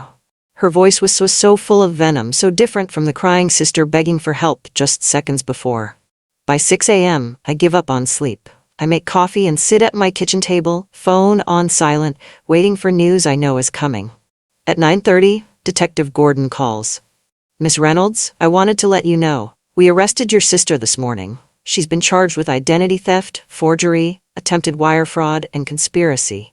She's being processed now. Bail hearing is this afternoon. My coffee goes cold in my hand. How? How was she when you arrested her? She cried. She asked to call you. We explained that the restraining order prohibits contact. Her mother arrived while we were processing her. She's with your sister now. What happens next? The DA will formally file charges. Your sister will likely make bail. These are serious charges, but she's not considered a flight risk. She'll have an arraignment within a week. You may be called to testify. Okay. Ms. Reynolds, are you all right? I don't know. What your sister did was wrong. You didn't put her in this situation. She put herself there. I know. It doesn't make it easier. After I hang up, I sit in the silence of my kitchen. My sister has been arrested. This is real. This is actually happening. My phone starts buzzing with texts. I already know what they'll say. My mother, I hope you're happy. Your sister is in jail. In jail. Because of you. How can you live with yourself? My father, you've gone too far. Way too far. We'll never forgive you for this. Kara was just arrested. Jesus Christ, Paige, what the hell is wrong with you? My aunt, your parents called me crying. Kara is in police custody. You did this. You're destroying this family. More texts from cousins, from family friends, from people I haven't talked to in years. All saying the same thing. This is my fault. I'm cruel. I'm heartless. I'm destroying the family. No one mentions that Kara committed fraud. No one acknowledges that she stole from me. No one seems to care about what she did. They only care that there are consequences. I forward all the messages to Lauren without reading them fully. She calls immediately. How are you holding up? Not great. I know this is hard, but Paige, you did the right thing. Your sister committed multiple felonies. The justice system is doing what it's supposed to do. My whole family hates me. Your whole family enabled her. There's a difference. They're angry because you refused to be part of the enabling system. That doesn't make it hurt less. I know, but here's what you need to remember. You're not responsible for your sister's choices. You're not responsible for the consequences of her actions. You're only responsible for protecting yourself. And that's exactly what you did. That afternoon, I forced myself to go to work. I need the normalcy. I need to be somewhere that feels stable. Nancy, my HR supervisor, pulls me aside. I heard there was an arrest related to your family situation. Are you okay? I'm managing. If you need time off, just say the word. No one would blame you for taking a few days. Thank you, but I'd rather stay busy. I'm at my desk going through spreadsheets when my phone rings. Blocked number. I debate answering, but I need to know what's happening. Hello? Miss Reynolds, this is Vernon Walsh. I'm an attorney representing your sister, Kara. An attorney. Kara has an attorney now. Mr. Walsh, I'm represented by counsel. All communication should go through my attorney. I understand, but I wanted to reach out directly because I believe we can resolve this situation without further legal action. My client made a mistake. She's willing to admit that. She's willing to apologize and make restitution. In exchange, we're asking that you request the charges be dropped. That's not possible.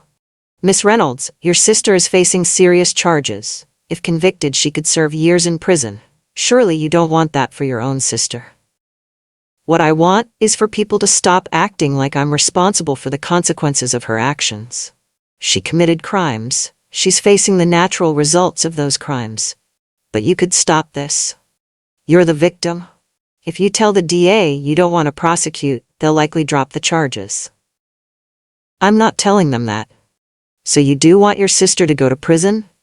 I want my sister to face the consequences of trying to steal $2 million from me, whatever those consequences are. That's very cold, Miss Reynolds. Maybe. But it's also honest. Is there anything else, Mr. Walsh? My client is willing to sign an agreement promising never to contact you again, to stay out of your life completely, in exchange for the charges being dropped. She's already required to stay out of my life. There's a restraining order. Yes, but this would be permanent, a contractual agreement, binding for life. And what about my mother, my father, the boyfriend with the criminal record? Are they all willing to sign agreements too? To leave me alone forever? Silence. I'm only representing your sister. Then you don't have anything to offer me. Because it's not just about Kara. It's about an entire system of people who think they have the right to my money, who think they can manipulate me, steal from me, and face no consequences. I'm not dropping charges. Miss Reynolds, I hang up and immediately call Lauren. Kara's attorney just called me directly, Vernon Walsh. He tried to negotiate dropping charges in exchange for her staying away from me. He's not allowed to contact you directly. That's unethical. I'll file a complaint with the Bar Association. He said she's willing to admit she made a mistake and apologize. Of course she is. Now that she's been arrested. Where was that apology when she was forging your signature, or stealing your passport, or harassing you at work? I know. Don't let them manipulate you into feeling guilty. This is a tactic. They're trying to make you think you're being unreasonable when actually you're just enforcing normal boundaries. That evening, I'm making dinner when my doorbell rings. I check the peephole. It's my mother and father, together. I debate not answering, but I know this conversation is inevitable.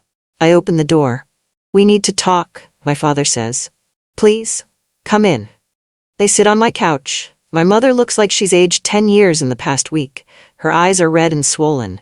My father looks exhausted. Kara made bail, my mother says. 4 hours in jail. 4 hours of my daughter sitting in a cell like a criminal. She is a criminal, Mom. She committed crimes. Don't say that. Don't you dare say that. It's true. She forged my signature. She stole my identity. She tried to steal $2 million. Those are crimes. That makes her a criminal. She made a mistake. Stop calling it a mistake. A mistake is forgetting to return a phone call. This was systematic fraud. My father holds up his hand. Okay. Everyone calm down. Paige, we came here to make you an offer. What offer? Your mother and I will give you $100,000. Our savings. It's everything we have. In exchange, you drop the charges against Kara, and you give her $500,000 from the inheritance. Everyone walks away. No more legal action. No more fighting. I stare at them. You want to pay me to let your daughter get away with fraud? We want to pay you to keep our daughter out of prison, my mother says. Please, Paige, she can't survive prison. She's not strong like you, it would destroy her. So your solution is to reward her for committing crimes? Our solution is to keep this family together, my father says. Kara will learn her lesson. She'll stay away from you. She'll get help. But she doesn't need prison for that. And what about Jeff?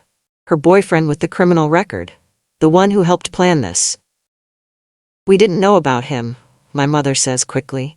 We didn't know he had a record. We didn't know he was involved. When we opened that account with Kara, we thought it was just family helping family.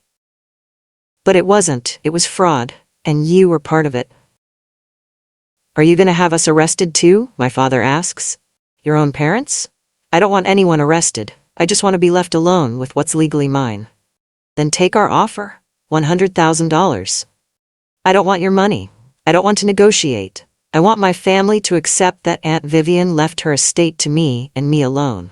That's all I've ever wanted. But that's selfish, my mother cries. She left you so much, more than any one person needs, and you won't share even a little bit with people who are struggling. Mom, if Kara had asked me for help, really asked, honestly, without trying to steal, I might have helped her. But she didn't ask. She tried to take, and when she got caught, she doubled down. She harassed me. She showed up at my work. She sent her criminal boyfriend to my house. She's not sorry she tried to steal. She's only sorry she got caught. That's not true. She's devastated. She feels terrible. She feels terrible that there are consequences. That's different from feeling terrible about what she did. They sit in silence. Then my mother says quietly, if you do this, if you let her go to prison, we're done. You'll never be part of this family again. If that's your choice, I'll have to live with it. You really mean that? You'd choose money over family? I'm choosing honesty over enabling. If that means losing the family, then the family was already lost. They stand to leave. At the door, my father turns back. Your aunt would be ashamed of you, he says. She left you that money thinking you were kind, generous. She'd be horrified to see what you've become. No, I say quietly. Aunt Vivian left me that money specifically because I was the only one who didn't want anything from her. Because I saw her as a person, not as a source of money. She knew exactly what she was doing. And she'd understand exactly why I'm doing this. They leave. I close the door and sink onto the couch. I've just lost my parents. Lost them by refusing to reward my sister for fraud. Lost them by having boundaries. This is the cost. This is what it takes. And I still don't know if I can afford it. The next morning, I wake up to an email from Edward Whitmore, the probate attorney. The subject line is, Urgent, Attempted Access. Miss Reynolds, I wanted to inform you of an incident yesterday afternoon. Your mother appeared at our office requesting access to your aunt's estate files. She claimed she needed to review documents related to potential irregularities in the will. When we explained that only you, as the sole beneficiary, have access to those files, she became agitated. She suggested that your aunt may not have been of sound mind when she drafted the will, and that the family is considering challenging it. I wanted you to be aware. I forward it to Lauren immediately. She calls within minutes. They're going to challenge the will. This is their new strategy. If they can't steal the money, they'll try to invalidate the will entirely. Can they do that? They can try. But it's a difficult case to make. Your aunt was evaluated by her doctor within 6 months of her death and declared mentally competent. The will was properly executed, properly witnessed, and very specific in its language. A will contest would be expensive and likely fail, but it would tie everything up in probate for months. Possibly years, and that might be the point. If they can't have the money, they want to make sure you can't either. It's punitive. What do? We fight it if they file. But Paige, I need to be honest with you. This is going to get more expensive. You're already paying for my representation and Mr. Whitmore's services. If there's a will contest, that's additional legal fees. If your sister goes to trial, you may need to testify. This could drag on for a very long time. How long? A year. Maybe 2. I hang up feeling defeated. A year, 2 years, of fighting my own family, of legal battles, of being the villain in everyone's story. I'm supposed to go to work, but I call in sick. I spend the morning on my couch, staring at nothing, wondering if all of this is worth it. My phone buzzes. Text from a number I don't recognize. This is Jeff, Kara's boyfriend. We need to talk. I screenshot it and send it to Lauren immediately. He's not supposed to contact me either. He was listed in the restraining order as an associate prohibited from contact. Lauren, do not respond. He's violating the order. Forward this to Detective Gordon. But another message comes through. I know you think I'm the bad guy here, but you don't understand the full story. Kara didn't come up with this on her own. She wouldn't have done any of this without me. I pushed her. I manipulated her. She's a victim too. Is he trying to take responsibility, or is this another manipulation? Another message. If you want someone to blame, blame me. Press charges against me, not her. I'm the one with the record. I'm the one who should go to prison. I call Lauren. Jeff is texting me claiming he manipulated Kara into the fraud. He's trying to get me to focus charges on him instead of her. Don't respond. This is a tactic. He's either trying to make himself look noble to reduce his own sentence, or he's trying to get you to communicate so they can claim you're willing to negotiate. Either way, ignore it. But the texts keep coming. Kara loves you. She talks about you all the time. She feels terrible about what happened. She's not a bad person. She's just desperate, and I took advantage of that. I'll take full responsibility if you drop the charges against her. I'll plead guilty to everything. Just give her a chance. Please. She's falling apart. She's not eating, she's not sleeping, she's talking about hurting herself. I'm scared for her. That last message makes my blood run cold. Is Kara suicidal? Or is Jeff manipulating me with threats? I call Detective Gordon. I'm getting messages from Jeff Carlson. He's claiming Kara is suicidal. Is that true? I can't disclose details about your sister's mental state, but I can tell you that she's being monitored. If she's a danger to herself, appropriate measures will be taken. Is he trying to manipulate me? Probably. Mr. Carlson is facing serious charges. He's trying every angle to reduce his exposure, claiming he manipulated your sister, offering to take full blame. These are negotiation tactics. Should I be worried about Kara? Miss Reynolds, your sister is an adult who made criminal choices. You're not responsible for her emotional state. You're not responsible for protecting her from consequences. I know that's hard to hear, but it's true. After I hang up, I sit with that. I'm not responsible for Kara's emotional state. I'm not responsible for protecting her from consequences. But she's still my sister. And if something happens to her, no. I can't think like that. That's exactly how they've manipulated me my whole life, making me responsible for other people's choices, other people's feelings, other people's failures. That afternoon, there's a knock at my door. I check the peephole carefully. It's Nathan, my brother. He's never visited me before. He lives in Oregon, and we've grown apart over the years. I open the door. Nathan, can I come in? Okay. He looks uncomfortable standing in my living room. We haven't been close since he moved away 20 years ago. He has his own life, his own family. We talk maybe twice a year. I flew in this morning, he says, after Kara was arrested. I needed to see what was happening for myself. And I talked to Mom and Dad. I talked to Kara. I read the police reports. Kara's attorney showed them to me. I saw the evidence. He sits down heavily. Paige, I owe you an apology. When Mom first called me about this, she made it sound like you were being greedy, like you were keeping money that should be shared. I believed her. I sent you that email telling you to back down. I was wrong. I sink into a chair across from him. You were? Yeah, Kara committed fraud. Clear, obvious fraud. She forged your signature, stole your documents, tried to redirect money that wasn't hers. That's not a mistake. That's not a misunderstanding. That's crime. Try telling that to Mom and Dad. I did. They don't want to hear it. They're so focused on protecting Kara that they can't see she did this to herself. Why are you telling me this? Because I want you to know someone in this family sees the truth. Someone supports you. I'm sorry I didn't see it sooner. I feel tears forming. I've been so alone in this. Having someone, anyone acknowledge that I'm not crazy, that I'm not wrong, means everything. Thank you, I manage. I also want you to know, I'm not part of whatever scheme Mom and Dad are planning. If they try to contest the will, I'm not supporting it. Aunt Vivian was clear about her wishes. She wanted you to have the inheritance. That should be respected.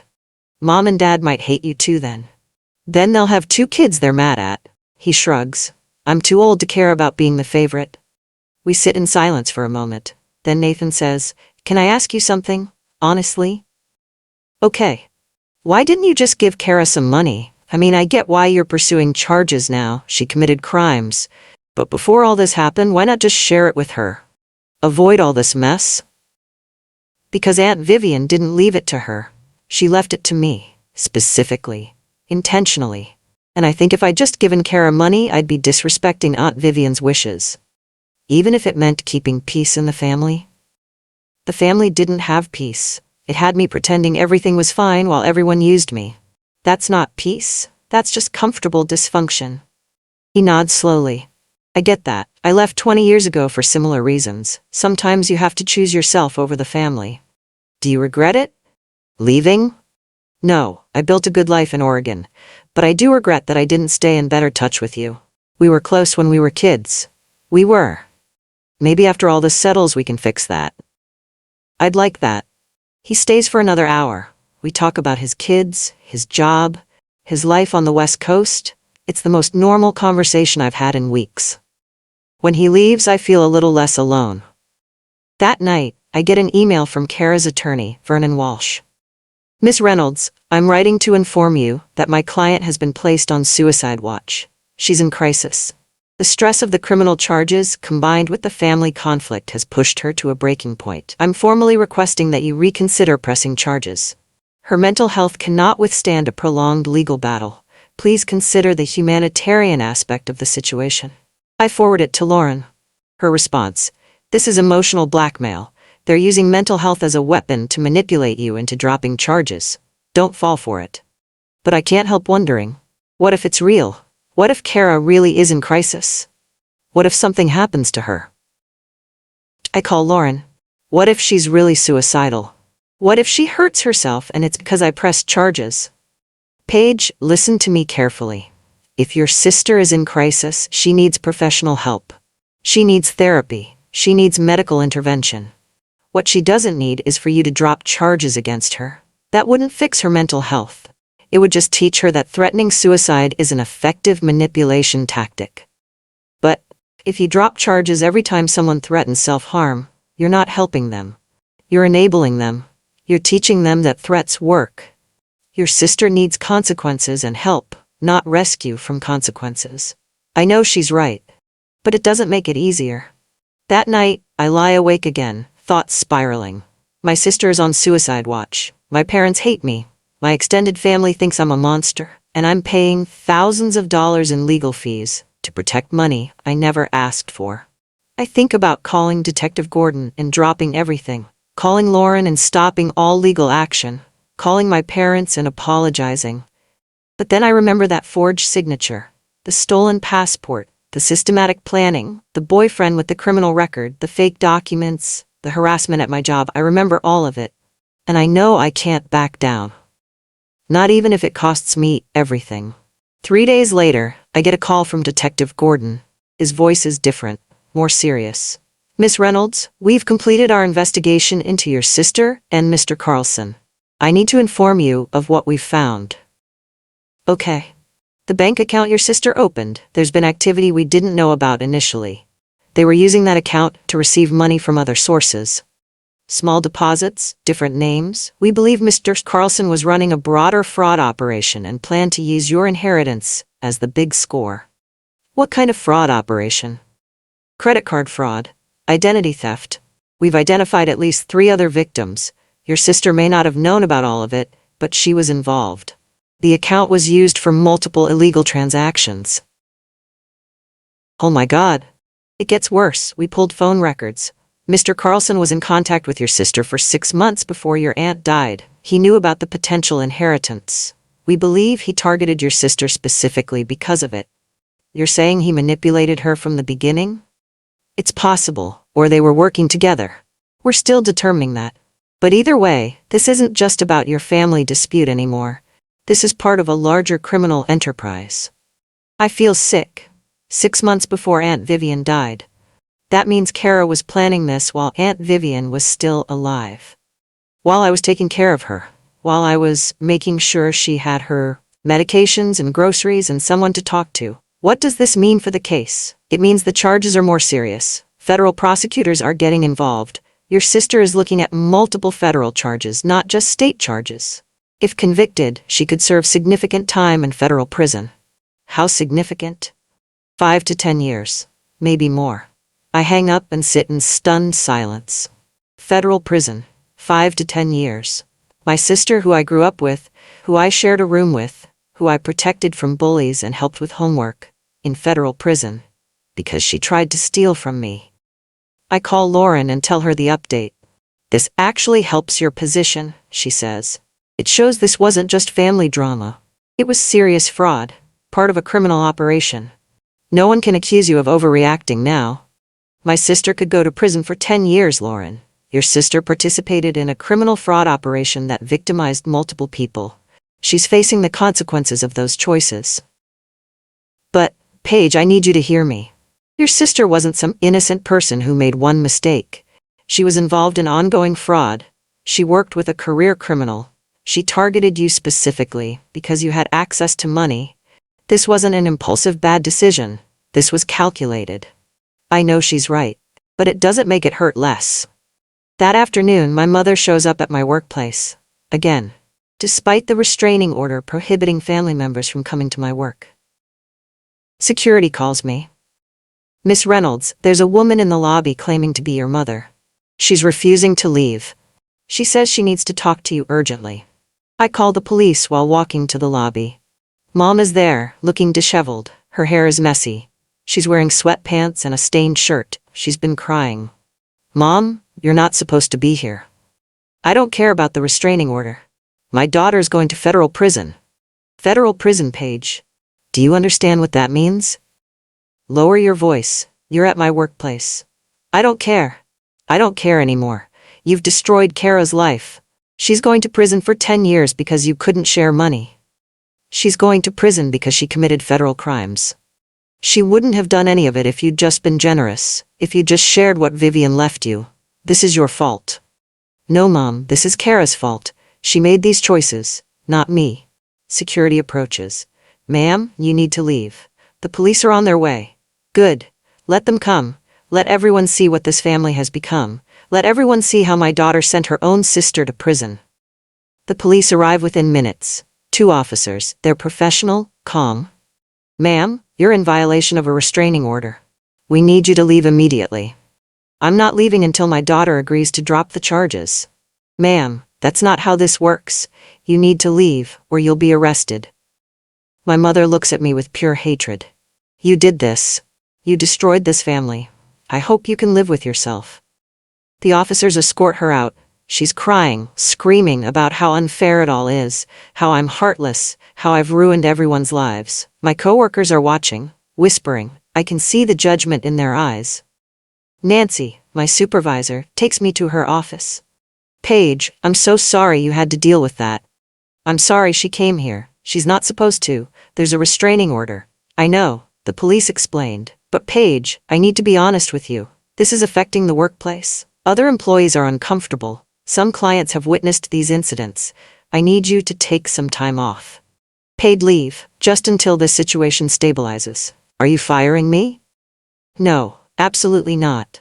You've done nothing wrong. But for everyone's safety and comfort, I think it's best if you work from home for a while. Just temporarily. So now my family drama has cost me my workplace too. I'm effectively exiled from my own office because my mother can't control herself. I drive home in a daze. When I get there, there's a car parked outside my house. Inside is my father. He gets out when he sees me. He looks terrible, unshaven, exhausted, angry. Your mother was just arrested, he says. Arrested? For violating the restraining order. They're holding her at the county jail. I didn't want that to happen. She showed up at my work. I called the police because she was causing a scene. So now both your mother and your sister are in jail because of you. Are you happy? Is this what you wanted? I wanted to be left alone. I wanted my family to stop trying to steal from me. I never wanted any of this. You could stop it right now. Drop everything. Tell them it was all a mistake. Get your mother out of jail. Save your sister from federal prison. And then what, Dad? Everything goes back to normal? You all pretend you didn't try to steal $2 million from me? We were trying to help you. By committing fraud? By forging my signature? By stealing my identity documents? That's help? You're twisting everything, making us sound like criminals. You are criminals. All of you. You committed crimes. He steps closer. His face is red. His hands are clenched into fists. For a second, I think he might hit me. You're not my daughter anymore, he says quietly. I don't know what you are, but you're not the girl I raised. You're someone cold, someone cruel, someone who would rather see her family destroyed than share money she didn't earn. I earned it by being the only person who cared about Aunt Vivian when she was alive, by visiting her, by helping her, by seeing her as a person instead of a potential paycheck. That's how I earned it. You manipulated a dying woman. Get out. Get off my property, now. Or what? You'll have me arrested too? Yes. He stares at me for a long moment. Then he turns and gets in his car. Before he drives away, he rolls down the window. When you're old and alone, don't come crying to us. You made your choice. Now live with it. He drives off. I stand in my driveway, shaking, tears streaming down my face. I've lost them all now. My mother, arrested for violating a restraining order. My sister, facing federal charges. My father, who just disowned me. This is the price of boundaries. This is what it costs to protect yourself from people who think they own you. And I still don't know if I can afford it, but I know I can't afford not to pay it. Because if I back down now, I'll spend the rest of my life being stolen from, manipulated, and guilted into giving pieces of myself away until there's nothing left. So I pay the price. Even though it's destroying me, even though I'm not sure I'll survive it, I go inside, lock the door, and let myself fall apart. Because sometimes surviving means breaking first. And I'm definitely breaking.